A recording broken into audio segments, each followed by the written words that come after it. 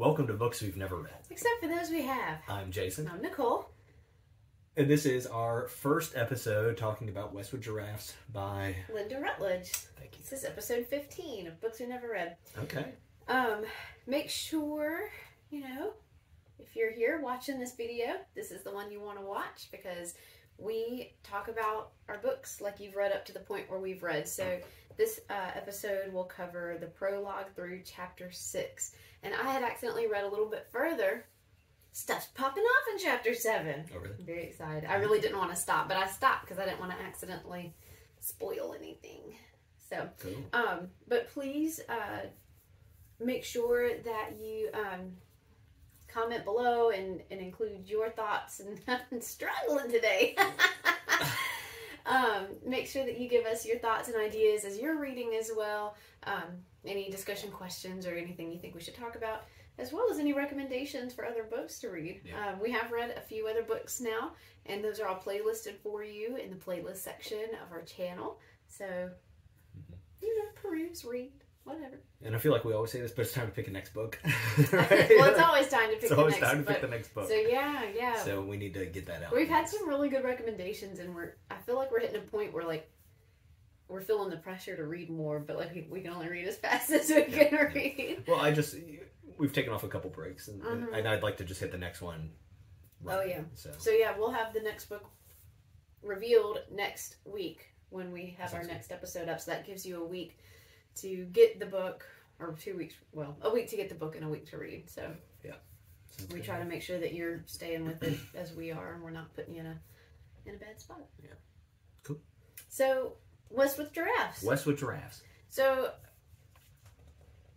I think there's a lot of elements to this book that make it something interesting for us, right? A little hurricane trauma. Yeah. We're in a region that's hurricane-y. So we definitely could feel for the giraffes being beaten up and a little waterlogged and even some of Woody Nichols' trauma. Yeah. Well, before we even get to that point, I want to address, in our syllabus episode, I said this was a book I never would have picked, and that is true. And how sad I would have been had I known what it was without picking it, right? It is so good, right? Okay. It would have been such a tragedy for me to have skipped this book. Okay. And I've said this in, all of our videos, but I'm a sucker for beautiful prose, and this book knocks it out of the park. I don't know if there's a style for this kind of writing. I don't know if there's a name for it, but it is reminiscent to me of it is reminiscent in a way of what was the book that I really enjoyed? It's a science fiction, but it's kind of about nonsense. Oh man, I'm so sorry, guys. Vonnegut? Maybe yes, but it's called Sirens of Titan. That's it. There's something about the element of writing that is similar to Sirens of Titan, and then there's another book that I read at the same time that's also kind of an absurdist book, but it's about the Dust Bowl and things like that, and it's about somebody going to California, but it's about a writer, and I think it's called All Is Dust, or The Dust, or something like that. I'll have to find the name for it, and I'm sure it's behind me, but I don't want to turn around and look, and I meant to do it before this video. And I'm not saying that this is an absurdist book, because there's definitely not that element to it, but the style of writing and the presentation is so similar to those, and I love that. I really do. Well, this is a historical fiction, but because the story is being told by a man who's close to dying, or we already know has already died, and he is hallucinating, seeing Wild Girl, and even hallucinating seeing Rosie, the one orderly or whatever that. That seemed to me like he was just getting confused. I don't really know what was going on there. But that's the last part of chapter 6, where he asks the giraffe, hey, was she here because I thought I was seeing things, when he is seeing things. Yeah. That was a lot of fun. I enjoyed that. He knows he's not crazy if he's seeing the giraffes. Yeah. And I think that's interesting. Symbolically, the giraffes are what is keeping him in reality, even though they aren't really with him. Well, so not only do I like the style, but I'm also particularly this is the tail end of the part of history that I'm interested in, and I'm interested in particular in the end of the 1800s and the beginning of the 1900s for how much things changed, and you know, the 1930s are really, with the Great Depression and with the Dust Bowl and everything, it's sort of the death of this old world, right? It's the final throes of this thing before World War II, where we really enter what we would now consider like the modern era, right? And there's like so many little things in here that kind of symbolize that change, I guess. And I like that. Yeah, well, tell us. Like, let's go So into it. there's like a weird conversation where Woody talks to Audie, but that's not her real name, right? Autumn. Yeah. Autumn Red. Yeah, is her name Autumn? He calls her Audie at one point, right? Oh, Augusta right. Red. Augusta that's it. So Woody talks to Augusta, and he's like, I've never seen a woman wear pants, right? And she's like, well, you better get used to it, right? And it's just little things like that are a sign of the change, right? And you know, one of the other things is there's so much discussion about like how difficult it is for them to get these giraffes from New York to California, and of course that's true even today. But like they didn't have interstates, right? And there was like a ferry maybe, and some of the bridges were underwater, and there's so much stuff like that we don't even think about. Like we can't fathom the idea of no interstate, right? You know, I mean realistically, these guys are crossing the country, and this is like 60 years after the Oregon Trail was used, right? It's not that long. Yeah. And gosh, I mean it's really interesting. You know, they're driving a car, right, or a truck. Trucks had only been commercially available for like 20 years. It's crazy. I mean, Woody even said, you know, he just pretty much had driven a Model. Was it a Model T that he had talked about? Maybe it was. I don't think that's. It wasn't Model it wasn't T, that, but I mean, yeah. This is the. Yeah, and by commercially available, I mean like widespreadly, you know, like widespread. And it was really World War I that helped push production into a point where these things were accessible. The assembly line. Yeah, but it's little historical bits like that, and I think that's what's interesting to me is definitely this is a story about giraffes, and definitely it's a story about Woody, right? But it's also like crossing. I feel like and we haven't read the rest, but by crossing the country at this time. It is not just the change of Woody and the change of like the state of these giraffes, but it's a change of everything, and it's documenting that change, and it's just being told through the lens of the giraffes. Yeah. I also see this as very much like the American story, you know, and I almost want to call it the American dream, but it's not in the sense of the American dream that you see in what's your 20s. Great Gatsby. Yeah, it's not that kind of American dream, but it's very much the, you know, in America, we have this ideal that you can create yourself. You know, whatever your past is, you can kind of leave that behind, shed that, and make a new man out of yourself. And you can choose where you want to live. America's so vast. There's so much different terrain and geology and weather. And, I mean, you can live in the swamps or you can live in a place that still has glaciers, you know, and just... your own limitation is your own imagination, you know. And so Woody definitely embodies that, you know, whatever it is that he's gone through, which is apparently something, you know, bad enough for him to be arrested for. He's wanting to leave that behind and go to California. Yeah. You know?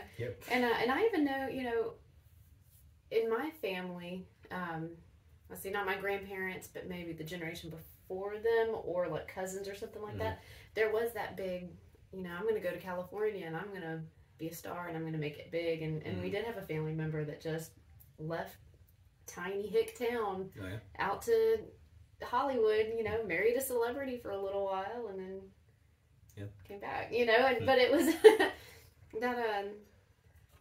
that romanticizing Hollywood.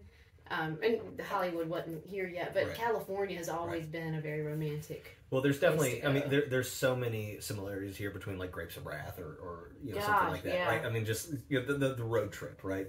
The Dust Bowl road trip to make it to paradise, right? This place of plenty, and then finding out that it wasn't all that you thought it would be. I'm glad he brought Great Gatsby because there's so much Great Gatsby in this book also. And it's my favorite novel of all time. Again, it sort of deals with this. I've never read it. Really? No. Okay. Well, except for those we have, right? So, it deals with this time, but it's about 10 years earlier, right? Because it's during the 20s and not the 30s, and but it's a story about a young man who bamboozles his way up or whatever. He's similar to what Woody is trying to do. But one of the reasons that it's my favorite novel is this powerful symbol of the light at the end of the dock, where he looks at it and that represents Daisy, and it's his hope for the future. And ultimately it shatters and it becomes nothing. And that's so indicative of the writers of that time, what we call the lost generation, and coming back from World War One. But these giraffes are his light, you know, and in a way, Autumn is as well, or Augusta is as well, and but more so the giraffes. And I like this thing is like the giraffes as this symbol of hope, and it's a fragile hope, right?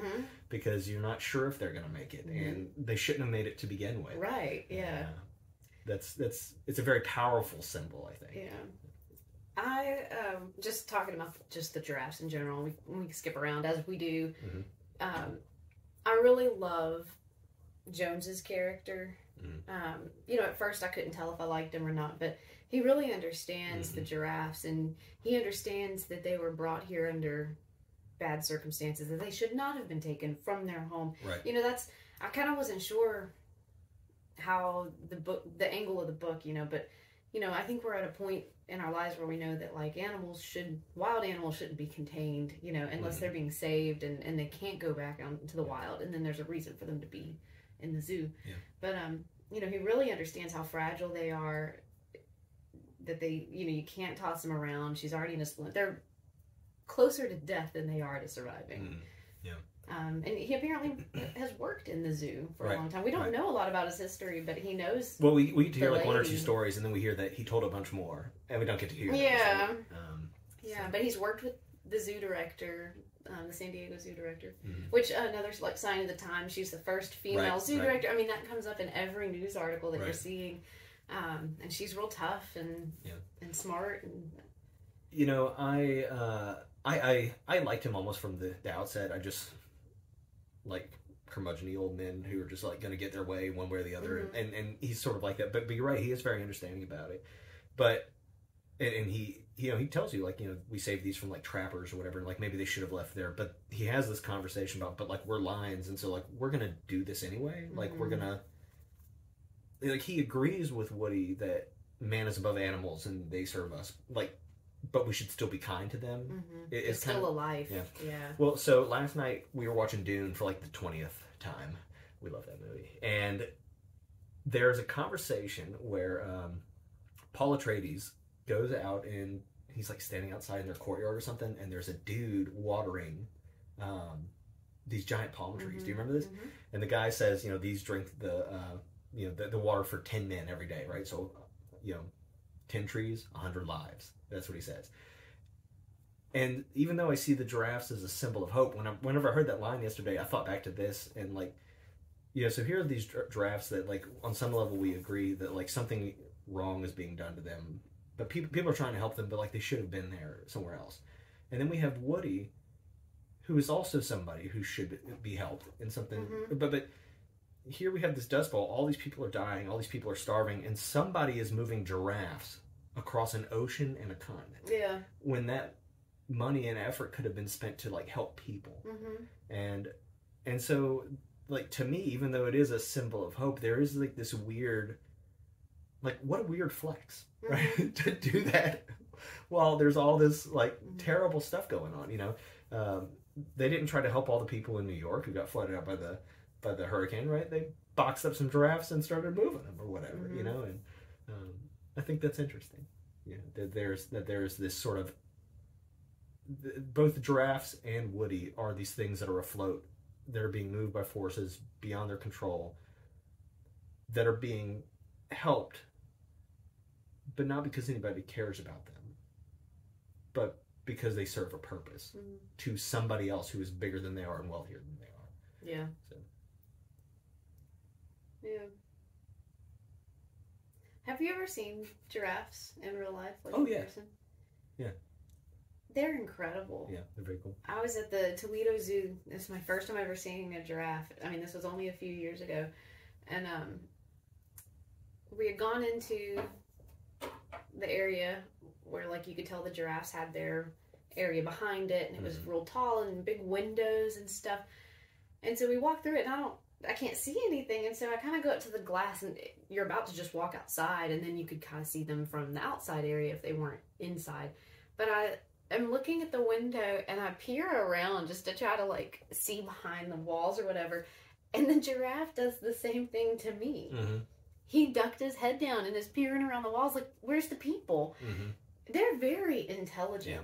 And I think because their eyes are so big, for some reason humans have a thing with eyes, you know, so you feel like when they look at you, they are making a connection with you in a communicative way. And they are actually very intelligent. Their intelligence is on level with elephants and chimpanzees. So there's the vocabulary ability of a toddler, at least, you know. And I think, I don't know, I mean, I could just tell when I saw the giraffe, they were seeing me like I was seeing them. Right. They were just as intrigued at these weird, what are these creatures walking through here for? You know, I'm like, where's the next one? You know, they were just as entertained as I was. And they were gorgeous. I probably cried a little when I saw one. It was just beautiful. Well, that's one of my other notes. It's like, we're so desensitized to seeing something for the first time because we have the internet and, like, we can just go see anything anytime. Yeah. But and I think Woody makes mention that he saw one in, like, a book, but he would have seen, like, a black and white photo. Probably an illustration even. Yeah, like, that wasn't great. And how mind blowing it would have been for people to, like, see these animals compared to what we see. And the only analogy I have to it is do you remember that time there was that teacher from Spain that stayed up here? Oh, with some of our friends? Yeah. And she saw a photo of a friend of ours standing next to a moose, and she told me, she was like, "That's not a real thing." Yeah, and I was like, "Oh yeah, it is." She had no idea she'd never seen a moose, and it blew her mind. And there's a little bit of that wonder that is left, right? Yeah. And not only that, but there are elements to the story too, I guess, like thinking about the wonder of it, not just in the giraffes, but also I think we think of, like, the closing of the West as something that happened significantly before this time period, right? With, like, the last of the Native Americans before being put onto reservations and all that, and that was sort of the closing of the West. But really, it's somewhere around here before the beginning of interstates and all that, and that's, like, the real closing of the West. And so there's this wonder about crossing the country, and there's this there's wonder involved there. Yeah, what adventures. Yeah. Again, it's that concept of seeing something new and triggering that feeling of awe and wonder. And I think reading, you know, just from the teacher point of view, reading all kinds of different books is so important to be able to build empathy and that ability to feel awe and to recognize when you're seeing something new. Yeah. You know, I can read this book about someone else being in awe of giraffes, but it helped me relive that moment when I also was in awe of something that I had never... I'd seen plenty of pictures and videos and, you know, National Geographic, but it was nothing like making eye contact, you know, with one myself. And I think because I do read a lot and I have that empathy built in, I'm able to appreciate the awe and wonder of experiencing things for the first time and not so desensitized to it because we see it on the internet all the time. Yeah. But that, it also speaks, I think, to the author's prowess with words. Because, because, like, I read about people seeing animals for the first time, and you're like, cool. Yeah. But, like, man, really hits it home. I think the writing style is done in such is done maybe similar to the way that I think, like the narrative. I don't know, but I mean, like she really sells it, right? Yeah, she really sells it. Yeah. I like, you know, we talked about the hallucinations and how he was seeing Rosie, and she was like, yeah, let's play a game of checkers and you can tell me about Jones and, you know, whatever. I like that his hallucinations are both planting him in reality. Yeah. If he can see Wild Girl, he's in the time he's supposed to be in, I guess. Yeah. But then also we have the hallucination reminding him of what part of the story came next. And that's interesting because, you know, Rosie had mentioned, you're writing that down when you said it didn't matter before. Right. And he said I was wrong. I was wrong. As you're living your life, you are building stories and experiences and all kinds of things, but you don't realize it because you're just living day to day, making a decision as you need to. You're just facing crises and, you know, just dealing with stuff all the time. It's not until you're able to slow down and maybe you're about to lose it that you realize that you've built a collection of experiences and stories. And then you gain that sense of urgency to write it down. Right. And I don't know if we know why he is feeling that urgency to write it down. Is it just because he's about to die? Well, it's because the drafts are dead. It's because this is in the future and this is the last of the drafts. And that goes back to this hope thing, right? Like he's the drafts are like his light somehow, and like it is gone out, and so he does not belong in a world where they are not. Yeah. Right? And so it is his time as well. Oh, that's very sad. But yeah. But then ultimately what's gonna and the way we have this is like, isn't his nurse or somebody's like pulled this out of like a trunk, right? That's why we have this narrative at all. Yeah, And so like ultimately he feels this importance to write this down, but it goes to no one because he has no one. Mm-hmm. But it's going to live on in this like random person. And that's both like beautiful and tragic, I think. Mm-hmm. Like it's beautiful that somebody kept his legacy going, but it's like tragic because I feel like we all have this impulse. Like, well, what about my legacy? Well, what when she dies? Then it's gone, right? Like it's delaying the inevitable, right? And she'll tell a grandchild or something, you know. Maybe. You know, I had this interesting client once, and then they won't tell anybody, right? Like I guess I kind of have a pessimism about. But this is very three-body problem, you know, photograph of the universe. Yeah. You know, like we worked so hard to build a legacy with the museum, and and then it didn't. It's nothing. So yeah, three-body problem. If you're interested. Playlist for you. Everything for the rest of our lives will come back to something that happened in that novel or that series. But I thought a little bit about legacy as well, like as we did this, because it's just like the giraffes are now gone from the earth, so will your legacy, so will all things, and I guess part of that aspect is where I'm saying that like I feel this like semi-absurdist sort of conduit going here, right? Like it's a beautiful story that will end, and it has ended before we even began, right? It's already over, and I like that because it's true. Right? Yeah, like it's real. It is. Let's see. I am interested in learning more about Augusta Red, pants wearing, goal to be in Life magazine. I was about to say Southern Living magazine. That's not it. Yeah. She's a good character. Learning how to drive just so she can follow that giraffe. Right. Yeah. I mean, like everybody's hopes are all wrapped up in these giraffes, you know.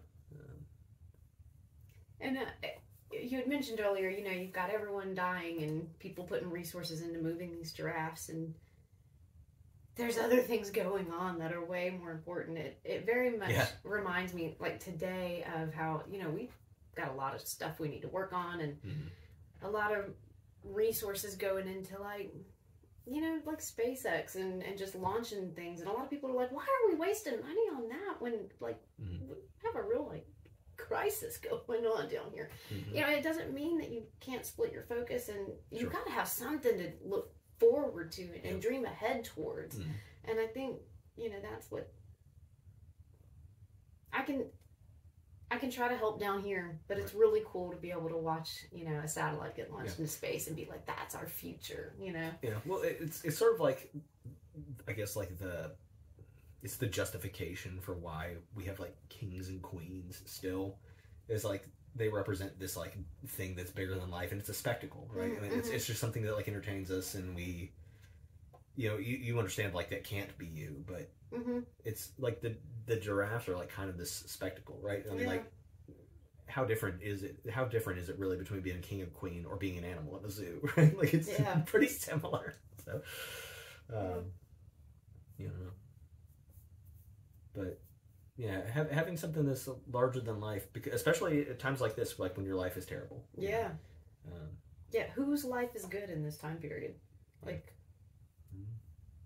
and talking about like there's other real things going on, right? Like not only the Dust Bowl and all that, but they make mention of that one newspaper headline, "Peace in our time, we've made deal with Hitler," right? And it was giving Hitler Czechoslovakia, which we all know did not work out well. And I think there's actually mention he kind of hints, Woody does, that he goes off to World War II at some point. Mm-hmm. There's sort of a hint of that. And, but yeah, I mean, like, this is such a crazy time. And everything's falling apart around them, you know, and he's got to focus on these giraffes because that's the thing that's going to get him through to the next deal, right? He has nothing at all. Yeah. Dude's like stealing potatoes every chance he gets. Yeah. Eating onions raw. Oh. Yeah. I've seen someone do that before. Did I do? No. That wasn't a sideways reference to you. I like the way I like that we can see in his mind. Like, I like that the narration, we can see what's going on, why he's thinking what he's thinking. And I like the way, each step of the way, he's figuring out how much can I lie to gain an opportunity but not expose myself as a fraud. Right. I mean, every leap forward, it's a lot of lie and just hoping for the best. Yeah. You know, like, I'm a genius at machines. That boy has cranked a car before, and that is it. Well, I mean, if ever you play poker and you don't have a hand, you bluff, right? Yeah. And he's just bluffing because but not playing isn't an option. At some point, and he's got to be aware of this too, his bluff is going to endanger the lives of those giraffes, right? If he really can't follow through on his life. So he's really having to consider, you know, it's not just him getting to California now. Yeah. He's got to, he's going to have giraffes on his hands, you know. So I think that that's interesting and also a kind of a learning point for the reader as well. You know, we all kind of bluff our way through and, you know, we submit our resume and we're like, I'm fluent in Excel. And you're just like, oh, Google. You know, how far can I go with it? Well, I mean, I guess that was a cynical point I was going to make. Was like, boy, but don't we all, right? And it's all small lies or whatever, but like aren't his as well. So, but I mean, you've got to take a risk in order to, you know, get a bigger reward, and so we're all kind of on that fine line of how far can we push it to get where we want to go. And he is taking big risks, but he has nothing to lose, and all great potential ahead of him. Yeah, sure. I mean, the worst that's going to happen is he's on the side of the road closer to his goal, right? Yeah. I mean, like he really does have like a sweet gig, you know, all things considered, at this point at the end of the reading. Yeah. I really enjoyed towards the beginning that like he was mute at the beginning of the book after whenever he finally met his cousin until the hurricane, and he says something like I think he gets. I can't remember if he gets kicked by a giraffe or something, but he got kicked back into speech, and I just thought that was funny. Honestly, I had a hard time in the first couple of pages or chapters. I'm not sure of this book. I probably need to go back and revisit. Kept falling asleep. I mean, like, it was implied that he had that there was a physical reason for his not speaking, that he had choked on dust for so long and all that, but it was also like trauma. I think he's just been through too much, and there's just nothing left to say. You know. But I mean, like, this dude's been everywhere, right? Like, Panhandle of Texas to New York. Like, if you were going to California, you might have started from there. So he going all the way. Went the wrong. Yeah. I also I don't know that I ever knew that Texas had a panhandle. Like I've Panhandle of Oklahoma, right? Yeah, but Panhandle of Florida. The Panhandle of Texas is what makes the Panhandle of Oklahoma. Okay. Right? It's the thing underneath. Yeah, I just had. It's like where I think Amarillo's over there, right? Gotcha. Like all that stuff. Okay. Yeah. Well, Texas. No offense to our viewers, there's not a lot there. Yeah, so. just kind of country land. Dust fully. Is it flat? Gotcha. Yeah, so I'm excited. You know, I'm excited to see. I mean, by the time we end chapter 6, they're on their way to DC. Yeah, they're past DC. So they're so far. They're so far from their goal. Yeah. Yeah. Oh yeah. So we've got a lot of land to go through, a lot of geographical challenges. I like stories like this because it's not a story like it's about something, but it's like not about something. Like, and so like I guess what I mean is like if you read The Hobbit, it's a story about defeating evil. It's a story about this great journey to become a hero And like that's cool and it has its place. But this is a story about like a month or two of a dude's life. Mm-hmm. And so it's not like about any. It's not about some overarching thing. It's about this time period. And because it is about this and not this grand story, it not trying to like tell you anything, it tells you so much. Mm-hmm. You know what I mean? Like, and I get so much more out of these sorts of things than I do out of some epic. Like, and like I love those epics, right? Because everybody loves the story and the hero's journey and all that stuff. But we have a piece of time. We have like a vignette or like a memoir rather than the autobiography, you know. But like I've got several older friends that I love. I'll just sit there and they'll tell me weird stories about when they were in Korea. They were up on a mountain and this happened, and then they were over here and this happened, and it's just normal everyday stories, like things that really impacted people, that changed people's lives, and powerful moments in time. Yeah, and in a way that maybe the person at that time did not realize was powerful, right? Because I don't think that Woody understands. He's just going to California. Yeah, he doesn't understand like the symbolism that we are seeing and discussing here. He doesn't understand that what the giraffes necessarily like represent to him, other than like his one ticket out or whatever, you know. But it's when he realizes they're lost forever for everyone. Yeah. And then it makes you wonder, right? Like, what is my light at the end of the dock? What is my giraffe? Like, what is it that I'm following? And what is this goal that I might have that, like, I don't really realize? And what is the hope, you know? So. We've all got it. We just don't think about it. Something to think about. And maybe you don't know it until it goes out. You can look back and reflect on it. Anything else you're hoping for out of the book?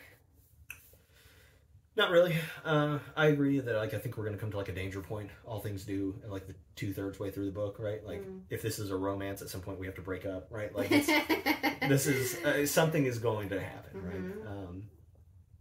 I believe both drafts will make it. There was a weird note in there that said that the drafts were heading to San Diego, but somebody did not intend for that to happen. Yes. Yeah, so something's going to intervene. I don't know what's going on There's there. going to be some... Well, do you have any guesses as to who that person might be? Do you think you know? I think it's Riley. I don't know. I'm like, there's not a lot of other options, you know. It could be the guy that was driving the truck before, Earl or whatever. Why would he? I don't know, just revenge or something. I have no idea. I think he's gone. I think he's out of the story. Dude dipped. He said beep bye. I don't know, but that was like a weird. That was just like in there. You know, so. Just something to let us know. I'm glad you remembered that. I hadn't forgotten. So there's a bad actor out there. Maybe it's the giraffes, or one of the giraffes. Maybe they don't intend to go. Yeah, I don't know. It could be anything. Yeah. So. Interesting. Well, I guess I could remind everybody what the next reading is. Yep, 7 through 9, I think. 7 through 11. Ooh. Or, sorry, 7 through 10. Okay. 7 through 10. 7 through 10. Cool. So for next week, we're reading chapters 7 through 10 of Westwood Giraffes, even though they're going south. As of now. As of now. Good south stuff. of Giraffes. Yeah, I'm excited about it. Yeah. A couple of YouTube videos have popped up on my thing, on my YouTube of interviews with the woman who wrote the book. Oh, yeah. So I think I might like to go and watch that. Yeah, that'd be great. If she has written anything else, and I don't know because I haven't bothered to look, and if they are written in this style, you might be interested. I'm guaranteed interested. Yeah. It's an enjoyable read. You know, it's like you said, it's beautiful. It's very descriptive. You're really seeing the movie in your mind as you read it, and I feel like it's only ever books about this time that I read in this style. And that might not be true. Yeah. But like I get a certain feeling. And I want to know what it's called. What is it? I don't know. You've got some... I'm sure there's a word in another language that would work better than any words we have. Definitely a German word for it. Yeah, guaranteed. For sure. But because you like the time period, you've got that kind of feeling of nostalgia for it. You're just intrigued by the time, the progress, the struggles, the historical elements that built up to the challenges that they faced. So anytime you read it, you feel like you're back in your element, you know, and you understand so much more. You have way more experience built up in your own memory of all the events that go into it. Yeah. So I'm reading it and I'm like, it's the Dust Bowl, and I still have the same image of it that I had when I was a kid and learned about the Dust Bowl. Sometimes I literally see a dusty bowl. I mean, that's how like silly it is, you know, because I really just don't have a lot of context built up for it, but because you do, everything you read is very loaded, and so you get a full three-dimensional view, whereas mine is pretty flat, you know. There is a German word for being nostalgic for a place and time you've never been. Yes. I don't remember it, but it's out there. Yes, and and I don't think I'm nostalgic for this time, right? But that makes sense to me, what you're saying. Yes, it has come up on QI before. Yeah, when I took German, I knew it. So, and it's come up in class. Like when I was a teacher, it came up in class before. Yeah. All right, well, let's not wear them out. If you know the word, you can tell us in the comments. Please do. Or you know, we do have a lot of viewers from all over the world, and so if you've got a good word for it, hook us up, please. Yeah. I am also talking about viewers from all over the world. So for me, like this symbol of hope is Gatsby's light at the end of his dock. What is it? What is like yours? Yeah. I think that'd be very cool to know. You'll have different. You know, we all have different allusions. Right. You know, references. I've often said I'd like to get a poster of the classic cover of the Great Gatsby book with like the doctor's eyes and all that stuff. I think it'd be great. But everybody has a symbol, right? Anyway, and like in Three Body Problem, that symbol was that star. You know. For that I can't remember his name now, but that he bought for his girlfriend. God, this is bad. So what is your light at the end of the dock? What is your giraffe? Yeah. Let us know. See you next time.